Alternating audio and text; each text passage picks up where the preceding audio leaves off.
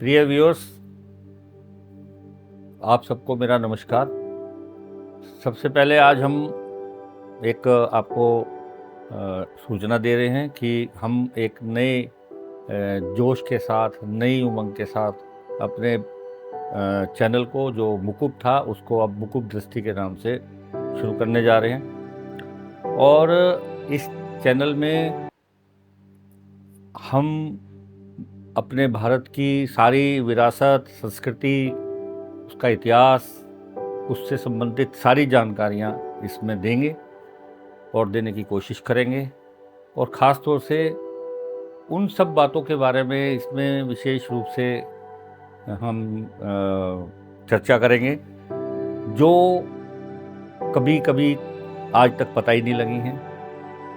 मैंने अपने 30 साल के टीचिंग कैरियर में, अध्यापन कार्य में आज तक एनसीईआरटी की ऐसी कोई बुक नहीं देखी या और किसी पब्लिशर्स की ऐसी बुक नहीं देखी जिसमें वो चीज़ें हों जो बच्चे पूछते हैं और मैं उन्हें बता सकूँ। उसको जब वो बच्चे प्रश्न पूछते हैं तो फिर मुझे और दूसरे रेफरेंस बुक्स देखनी पड़ती हैं।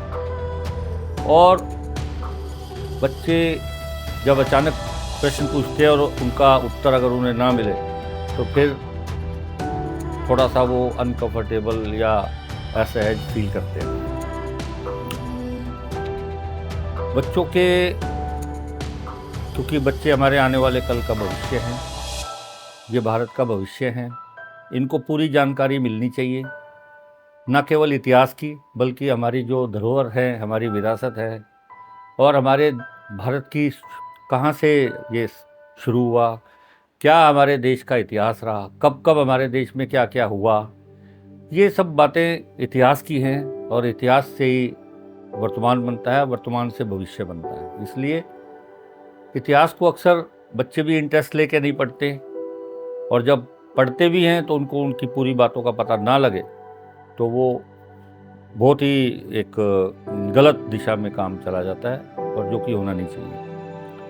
अभी पिछले समय में हमने जो वीडियो बनाई थी वो हमने अपने देश की संस्कृति और देश के अलग अलग भागों में जाके अलग अलग ही 5, 7, 10 वीडियो डाली थी, लेकिन फिर हमने उस काम को किसी वजह से छोड़ दिया था। लेकिन अब जब मैंने देखा कि इस सोशल मीडिया की ज़्यादा भरमार हो गई है, बच्चों को उनको नई नई चीज़ें पूछने में, नई नई चीज़ें जानने का शौक़ है और पढ़ाते समय भी वो नए नए क्वेश्चंस करते हैं, चाहे सब्जेक्ट कुछ भी चल रहा हो पढ़ाने का, लेकिन बीच में उनके अपने तर्क आ जाते हैं। तो उस समय मेरे मन में विचार आया, तो क्यों ना एक छोटी छोटी वीडियो डाल के और इन बच्चों के लिए नहीं बल्कि ना केवल बच्चों के लिए, मैं तो सोचता हूँ बड़ों के लिए भी, जो जानकारी उन तक अभी तक नहीं पहुँची है, जो हमारे पढ़ाए हुए बच्चे अब अभिभावक बन गए हैं, उनको भी वो जानकारियाँ नहीं हैं। तो ऐसी जानकारी उन तक पहुँचाने के उद्देश्य से ही हमने इस चैनल को दोबारा से जीवित करने का प्रयास किया है और इसका नाम रखा है मुकुब दृष्टि। और इस दृष्टि से हम भारत को देख के, भारत के इतिहास को देख के एक सच्चे रूप में, चाहे उसके लिए हमें कितनी भी किताबें छांटनी पड़े, बुक्स छांटनी पड़े, चाहे कहीं जाना भी पड़े, देखना भी पड़े, लेकिन हम बताएंगे बिल्कुल सच्चाई के साथ, क्योंकि झूठ की कोई बुनियाद नहीं होती और झूठ के साथ इतिहास पढ़ाया भी नहीं जाना चाहिए, जो कि आज तक होता भी आया है। अभी मैं आपको बताता हूँ कि इस वीडियो के चैनल को शुरू करने का क्या पर्पज़ रहा। अभी पिछले दिनों ही मुझे एक स्कूल में बच्चों से मिलने का अवसर मिला और मैंने उनसे वैसे ही पूछा कुछ 2-4 प्रश्न। तो एक बच्चे ने मेरे से ही बल्कि उल्टा प्रश्न पूछा कि सर, आप हमें ये बताओ कि जब 1947 में देश आज़ाद हुआ तो सब किताबों में लिखा है कि देश का जो बंटवारा हुआ धर्म के आधार पर हुआ। तो जब धर्म के आधार पर हुआ तो फिर हमारे जो हिंदू भाई थे वो पाकिस्तान में क्यों रह गए, और जो मुसलमान हैं भाई हमारे, वो हिंदुस्तान में क्यों रह गए। और एक तरफ आप कहते हो कि धर्म के आधार पर बंटवारा भी हो गया। तो ये तो बड़ी कन्फ्यूज़न वाली स्टेट है।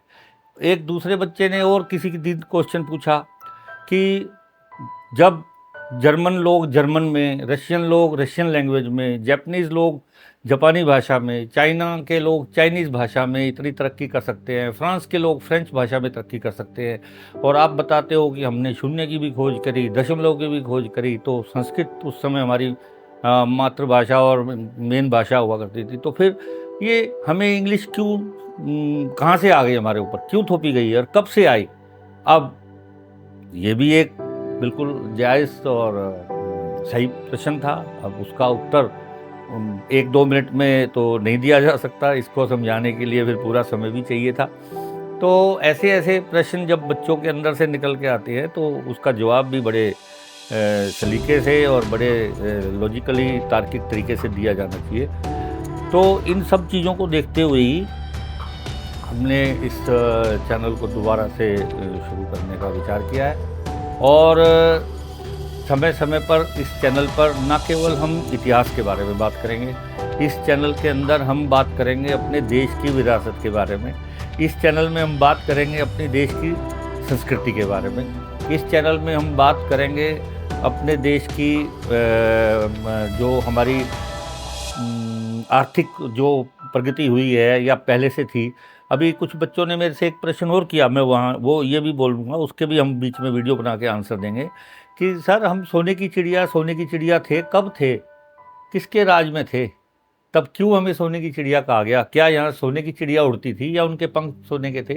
तो ऐसे-ऐसे प्रश्न जब बाल बुद्धि वाले बच्चे जो 5th या 6th स्टैंडर्ड के होते हैं तो उनको बताया जाना ये बहुत ज़रूरी है। जैसा कि मैंने पहले भी बोला है कि ये जो बच्चे हैं ये आने वाले देश का, आने वाले समय में भारत का भविष्य हैं और इनको सही जानकारी, सटीक जानकारी मिलनी बहुत ज़रूरी है। एक बच्चे ने मेरे से प्रश्न किया कि सर आजकल वो 9th या 10th का बच्चा था, मैं किसी यहाँ गया हुआ था किसी के घर, तो उसने मेरे से क्वेश्चन किया कि सर ये जो बार बार कहते हैं लोकतंत्र की हत्या हो गई, लोकतंत्र की हत्या हो गई, ये लोकतंत्र की हत्या क्या होती है? कैसे इसका मर्डर होता है लोकतंत्र का? तो हमने अब ये भी एक प्रश्न अपने दिमाग में रखा कि समय आने पर इसका भी जवाब सारे बच्चों को वीडियो के और एक चैनल के माध्यम से देंगे हम कि लोकतंत्र की हत्या कैसे और कब हुई सबसे पहले और किस किस ने की। तो और फिर इसमें क्वेश्चन आ जाता है, संविधान का भी बीच में जुड़ जाता है, संविधान के अंदर हमारे अधिकार और कर्तव्य हैं वो जुड़ जाते हैं। तो ये बहुत वास्ट विषय बन जाएगा और इसीलिए मैं आप सब लोगों से ये प्रार्थना करूंगा कि इस चैनल को आप जल्दी देखेंगे और जल्दी पसंद भी करेंगे। आपको पसंद आएगा तो आप इसको लाइक भी करिए और सब्सक्राइब भी करिएगा। धन्यवाद।